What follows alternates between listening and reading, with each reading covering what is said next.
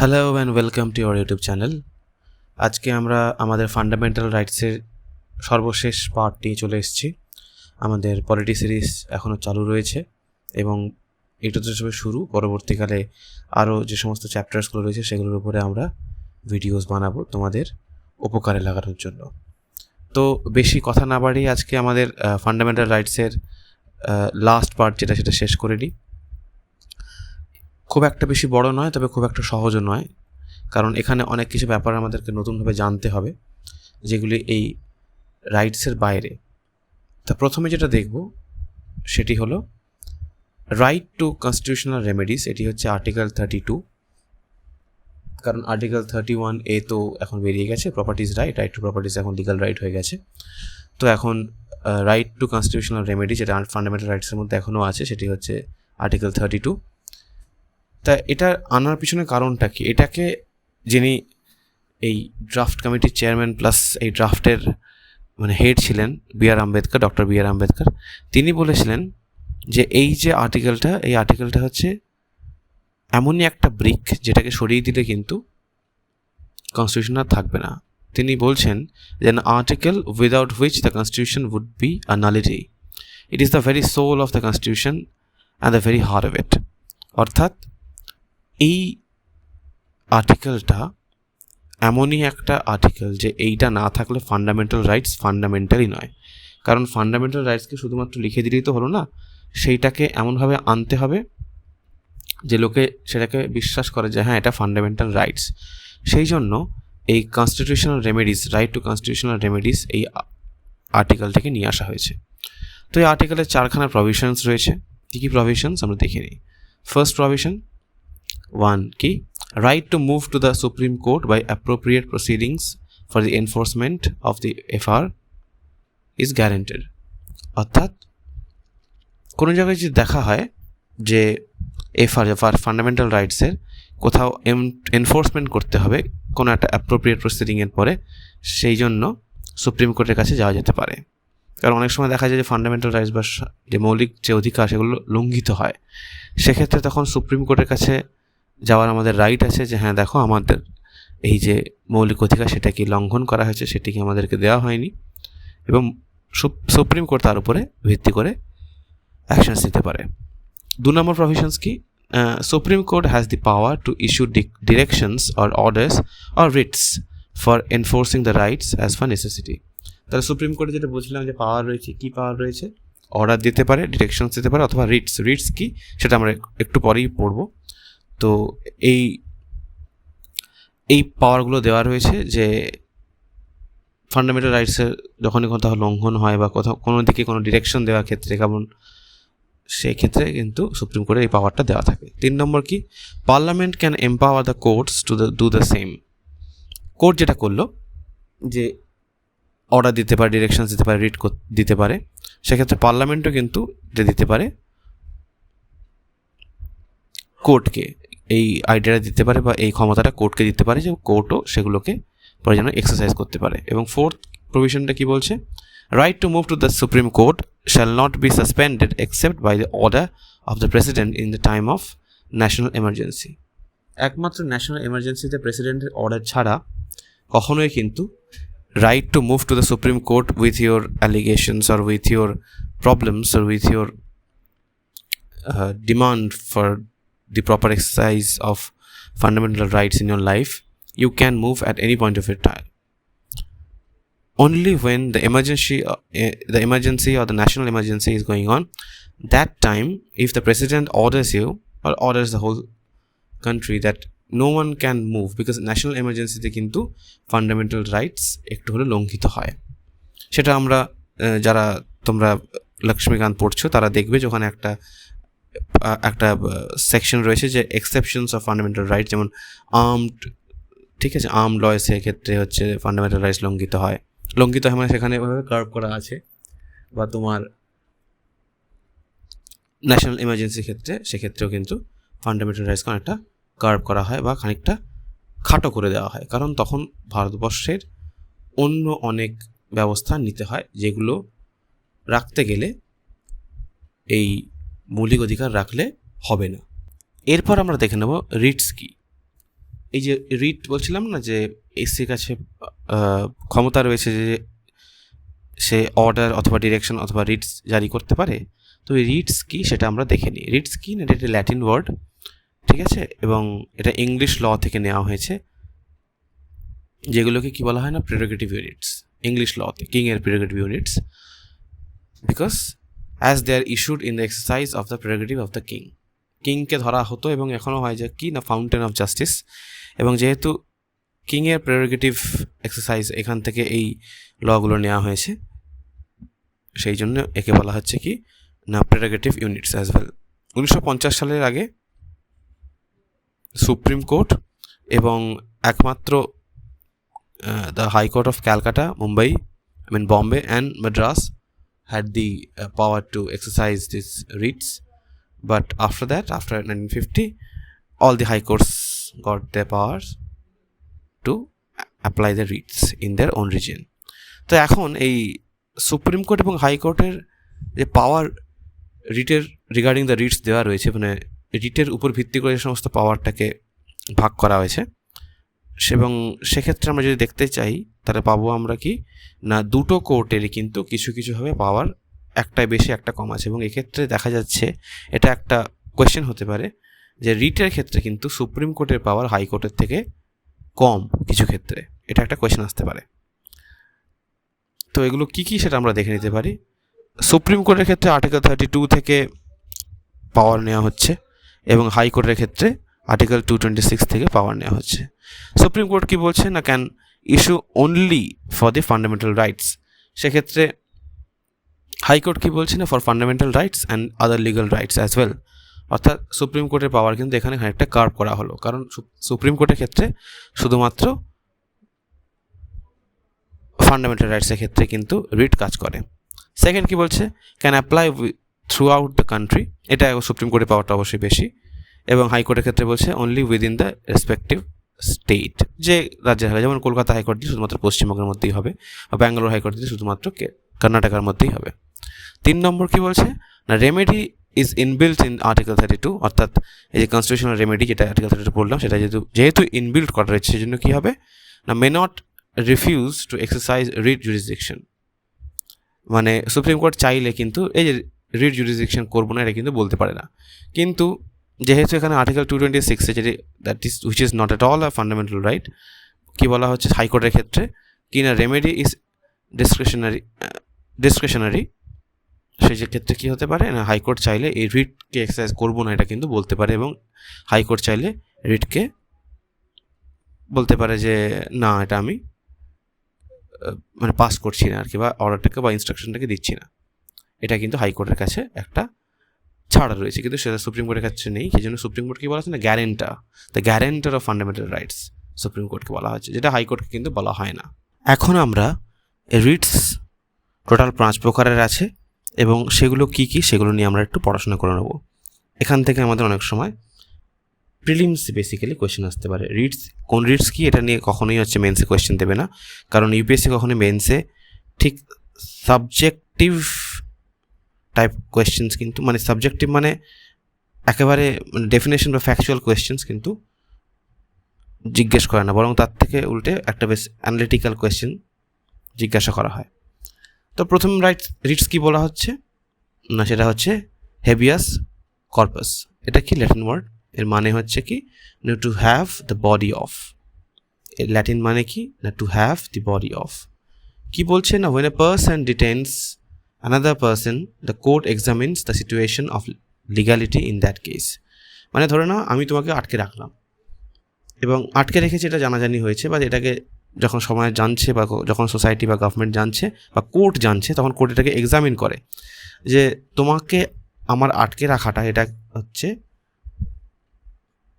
সম্মত কিনা, যুক্তিসম্মত কিনা। ধরো দাও তুমি আমার 2 লক্ষ টাকা চুরি করেছো, সেক্ষেত্রে আমি তোমাকে আটকে রাখতে পারি, কিন্তু শুধুমাত্র তোমার উপরে টর্চার করার জন্য বা তোমাকে মারার জন্য আমি তোমাকে বা তোমার উপর অত্যাচার করার জন্য আমি তোমাকে আটকে রেখেছি, সেক্ষেত্রে কিন্তু কোর্ট কিন্তু বলবে কি হেভিয়াস কর্পাস দিতে পারে। কি হেভিয়াস কর্পাস না if the detenu is illegally restricted then the court enforces habeas corpus to free the individual, অর্থাৎ ফিরিয়ে দাও, তোমার এইভাবে ওই লোকটিকে ডেটিনিউ করে রাখার কোনো মানে হয় না।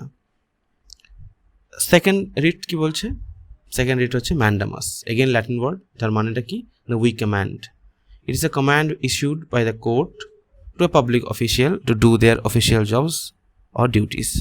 অর্থাৎ কোনো একটা পাবলিক অফিসিয়াল যখন তার ডিউটি করে না বা জব করে না, বা যার জন্য তাকে অ্যাপয়েন্ট করা হয়েছে, তখন কিন্তু কোর্ট চাইলে ম্যান্ডামাস জারি করতে পারে তার উপরে যে তুমি তোমার ডিউটিটা করো।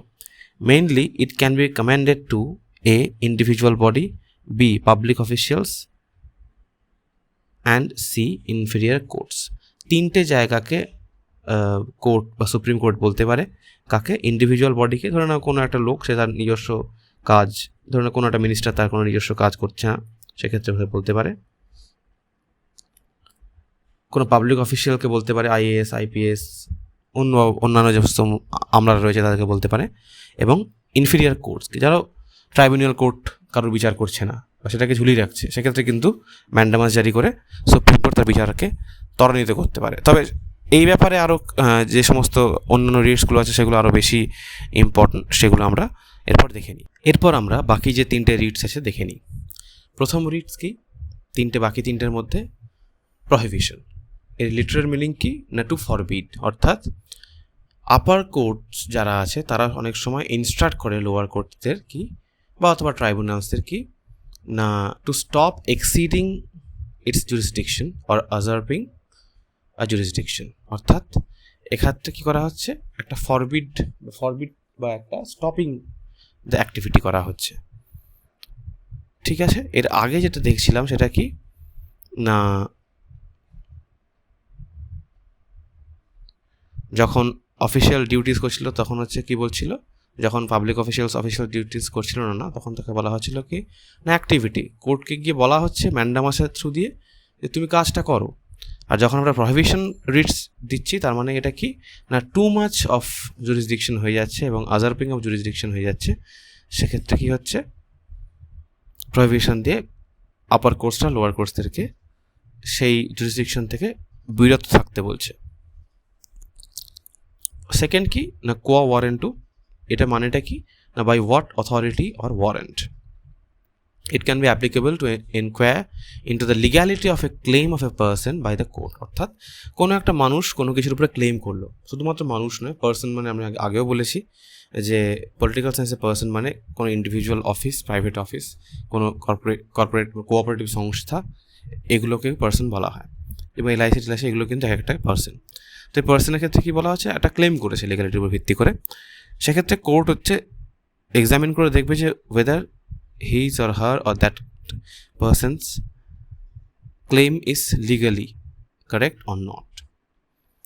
কিন্তু এক্ষেত্রে মিনিস্ট্রিয়াল যে অফিসেসগুলো আছে, অর্থাৎ মন্ত্রীয় যে সভাগুলোর বা মন্ত্রীয় যে সেরেস্তাগুলো আছে, অথবা যে প্রাইভেট অফিসেসগুলো রয়েছে, ব্যক্তিগত যে সেরেস্তাগুলো আছে, সেখানে কিন্তু কোয়া ওয়ারেন্টু সুপ্রিম কোর্ট দিতে পারে না। সেক্ষেত্রে এবার তাহলে তো মনে হতে পারে তাহলে কি যারা প্রাইভেট ইনস্টিটিউশন বা প্রাইভেট অফিসে কি যায় না ওয়ারেন্টের হ্যাঁ অবশ্যই যায়। সেক্ষেত্রে আলাদা লজ রয়েছে। অ্যাকচুয়ালি ওয়ারেন্টু যেটা আছে, যেটা ফান্ডামেন্টাল রাইটসের মধ্যে একটা রিট, সেই রিটটা কিন্তু এখানে প্রযোজ্য হবে না। লস কি আছে না সার্টিওরারি মানে হচ্ছে টু বি সার্টিফাই, অর্থাৎ কোনো একটা কেসকে সার্টিফাই করা। আবারও আপার কোর্টের ক্ষেত্রে একটা প্রাধান্য পায় এবং তাকে এম্পাওয়ার করা হচ্ছে কি করার জন্য? To squash the orders of the lower courts. অনেক সময় হয় যে কলকাতা হাইকোর্টের কোনো লকে বা কোনো অর্ডারকে হচ্ছে সুপ্রিম কোর্ট খারিজ করে দেওয়ার যে ঘটনাটা, সেটাকে বলা হচ্ছে সার্টিওরারি। ঠিক আছে, মানে আপার কোর্টের কাছে অবশ্যই একটা আপার হ্যান্ড থাকে যে it can completely squash or diminish the order of the lower court.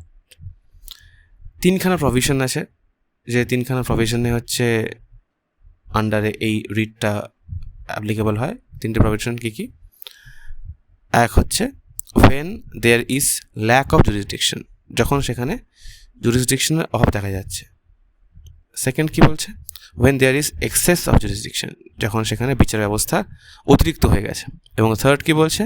when there is a lack of law, যেখানে আইনের একটা অভাব বা একটা ঘাটতি দেখা যাচ্ছে, যে ঠিকমতোভাবে বিচারটা হয়নি, বিচার বিভাগীয় তদন্ত হয়নি। তো এইগুলোকে প্রফিট করার জন্য কী করা হয়েছে না সার্টিওরারি আনা হয়েছে, কারণ আপার কোর্ট অবশ্যই ব্যাপারটাকে খতিয়ে দেখে, এবং খতিয়ে দেখার পর যদি সে মনে করে যে লোয়ার কোর্টের এই অর্ডারটা বা এই রিটটা অথবা এই ইনস্ট্রাকশনটা সঠিক নয়, সেক্ষেত্রে সে কিন্তু চেঞ্জ করে দিতে পারে। তাই এইগুলো হচ্ছে একটা খুব ইম্পর্ট্যান্ট পয়েন্ট গেল। রিটস এখান থেকে মূলত প্রিলিমসে অনেক কোয়েশ্চেন্স পাবে, এটা গ্যারান্টেড, কারণ হেভিয়াস কর্পাস থেকে আগে কোয়েশ্চেন্স করাও হয়েছে। এখন আমরা দেখে নিই যে কয়েকটা ক্রিটিসিজম রয়েছে ফান্ডামেন্টাল রাইটসের, এবং এটা দেখার পরেই আমাদের ফান্ডামেন্টাল রাইটসের যে পুরো চ্যাপ্টারটা এটা এখানেই শেষ হবে। পরের দিন থেকে আমরা পরবর্তী যে সমস্ত চ্যাপ্টারগুলো রয়েছে সেগুলোকে ধরবো। তো এই ক্রিটিসিজমের প্রথম পয়েন্ট কি বলা হচ্ছে না এক্সেসিভ লিমিটেশনস, অর্থাৎ আমরা দেখছি যে প্রত্যেকটা ফান্ডামেন্টাল রাইটসে কিছু না কিছু করে একটা লিমিটেশনস রয়েছে, একটা এক্সেপশনস রয়েছে, এবং তার ফলে কি হয় না ফান্ডামেন্টাল রাইটসটা কিন্তু অনেক ক্ষেত্রে কাট শর্ট হয়ে যায়, অনেক ক্ষেত্রে কার্ভ বা ব্যাহত হয়। এই জন্য একজন ছিলেন জসপ্রীত রয় কাপুর বলে জাস্টিস, উনি কি বলেছিলেন যে constitution grants fundamental rights with one hand and takes them away with the other, অর্থাৎ কনস্টিটিউশন বা সংবিধান এক হাতে যেমন হচ্ছে আমাদেরকে মৌলিক অধিকারগুলি প্রদান করে, অন্য হাতে সেগুলি কিন্তু আমাদের কাছ থেকে কেড়ে নেয়। এটা একটা প্রথম একটা লিমিটেশন, এক্সেসিভ লিমিটেশনস, প্রথম criticism. Second criticism, no social or economic rights. এক্ষেত্রে সবসময় আমরা যেটা দেখছি কিন্তু পলিটিক্যাল রাইট, ঠিক আছে, পলিটিক্যাল রাইটসের কথা বলা হচ্ছে, কিন্তু সেক্ষেত্রে পলিটি যার উপর ভিত্তি করে নির্ভর করে দাঁড়িয়ে আছে এই সোশ্যাল রাইটস, তার কোনো কথা বলা হচ্ছে না। ইকোনমিক রাইট, একটা মানুষের ইকোনমিক্যালি সে ঐক্য পাবে কি না, ইকোনমিক্যালি তার মৌলিক অধিকারগুলো কী কী, সেগুলো নিয়েও কিন্তু কোনো কথা বলা হয়নি। সেক্ষেত্রে এক্ষেত্রে কিন্তু এটা একটি খুব বড় একটা ক্রিটিসিজম যে নো সোশ্যাল আর ইকোনমিক রাইটস। 3 নম্বর কী বলছেন, নো ক্ল্যারিটি। যেহেতু কনস্টিটিউশনে আমরা দেখছিলাম যেমন মাইনরিটি কাকে বলে, লিঙ্গুইস্টিক মাইনরিটি না বোঝা গেল, কিন্তু মাইনরিটি কী বা আরও অনেক কিছু টার্মস রয়েছে সেগুলোকে কিন্তু ঠিকঠাক করে ব্যাখ্যা করা হয়নি ফান্ডামেন্টাল রাইটসের মধ্যে। সেই জন্য কী বলা হচ্ছে, একটা ভেগ, একটা বেশ ভাষা আইডিয়া সব কিছুরই রয়েছে, কিন্তু কংক্রিট আইডিয়া কিন্তু খুব একটা নেই, যেটা কিন্তু অন্যান্য দেশের ফান্ডামেন্টাল রাইটসের রয়েছে। যদিও এখন এক্ষেত্রে তর্ক বিতর্ক হতে পারে, কারণ যে আমাদের দেশটাই যেহেতু ভেগ, আমাদের দেশের কনসেপ্টগুলোই হচ্ছে প্রচণ্ড ভেগ, সেই জন্য এই দেশের কনসেপ্টকে কংক্রিটাইজ করার জন্য অনেক ব্যবস্থা নিতে হতো, অনেক কঠোর রুল আনতে হতো, সেগুলো কিন্তু সম্ভব নয়, কারণ আমাদের ছিল ওয়েলফেয়ার স্টেট, মাথায় রাখতে হবে। 4 নম্বর কী বলছে, নো পার্মানেন্সি, কোনো পার্মানেন্ট যে এটা একদম সঠিক এমন কিছু নেই, কারণ যেহেতু কী বলা হয়েছে না কনস্টিটিউশনাল রেমেডিস দেওয়া হয়েছে, এক্ষেত্রে এইগুলোকে পরবর্তীকালে চেঞ্জ করা যেতে পারে, এগুলোকে পরবর্তীকালে মোল্ড করা যেতে পারে, তখনকার সময়ের উপর ভিত্তি করে সেগুলোকে নিজের মতো করে বাগিয়ে আনা যেতে পারে।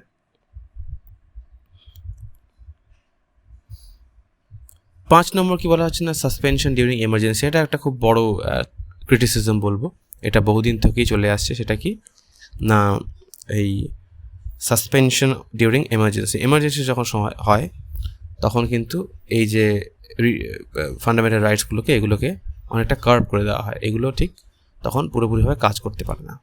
6 নম্বর কী বলা হচ্ছে না এক্সপেন্সিভ রেমেডি, অর্থাৎ যে জুডিশিয়ারির আন্ডারে এটাকে আমরা রেমেডি চাইবো, সেই জুডিশিয়ারি কিন্তু বেশ এক্সপেন্সিভ, কারণ কি অনেকগুলো প্রসেসের মধ্যে দিয়ে যেতে হয়। এক্সপেন্সিভ মানে এই নয় শুধুমাত্র টাকা লাগবে, সেটা তো আছে, এছাড়া অনেক প্রসেস, অনেক ইলংগেটেড, এই যে জার্নিটা বা এই যে প্রসেসটা প্রচণ্ড ইলংগেটেড প্রসেস, অনেক ওয়ে থ্রু এর মধ্যে দিয়ে যেতে হয়, এবং তার ফলে কী হয় না ব্যাপারটা অনেক এক্সপেন্সিভ হয়ে যায় ইন অল আসপেক্টস। 7 নম্বর কী বলছে না প্রিভেন্টিভ ডিটেনশন। এই প্রিভেন্টিভ ডিটেনশন যে আর্টিকেল 22-তে বলা হয়েছে, এটাকে অনেক ক্রিটিকরাই কিন্তু ঠিক ফান্ডামেন্টাল রাইটসের মধ্যে মনে করেন না, কারণ একটা মানুষকে তুমি আটকে রাখতে পারো না শুধুমাত্র সন্দেহের উপর ভিত্তি করে এবং পরবর্তীকালে ক্রাইম না করে তার উপর ভিত্তি করে, কারণ লোকটি হয়তো পরবর্তীকালে ভালো হয়ে যেতে পারে। কিন্তু ভারতবর্ষের মতো একটি কমপ্লেক্স কান্ট্রিতে আমার মনে হয় পার্সোনালি যে প্রিভেন্টিভ ডিটেনশন রাখা উচিত। এ বিষয়ে তোমাদের মতো অবশ্যই তোমরা আমাদের কমেন্ট সেকশনে জানাও। আমার মনে হয় প্রিভেন্টিভ ডিটেনশন রাখা উচিত।